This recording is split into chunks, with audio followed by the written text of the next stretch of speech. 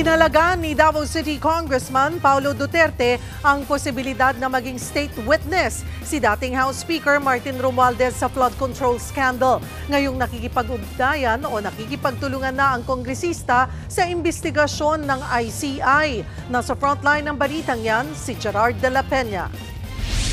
Humarap sa Independent Commission for Infrastructure si dating House Speaker at Leyte 1st District Representative Martin Romualdez para sa pagdinig kaugnay ng maanumalyang flood control projects. I will be here to help in any way to speed up the resolution of the fact-finding investigation of the ICI.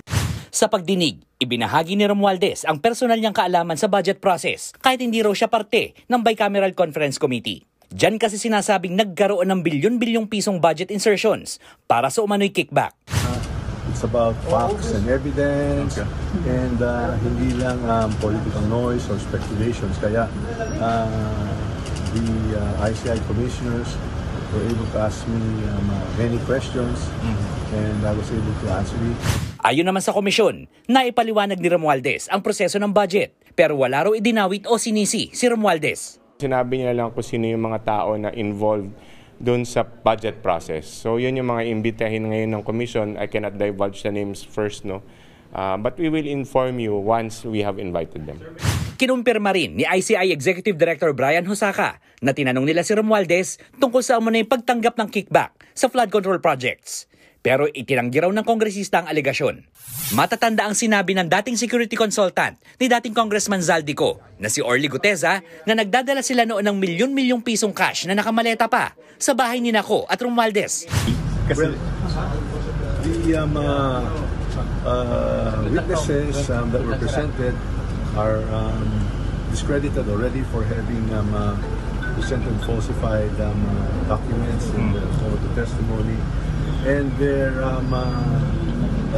testimonies have already been denied. Handa naman daw ang kongresista na bumalik sakaling ipatawag ulit ng ICI. Pero pwede ba siyang maging state witness sa flood control scandal?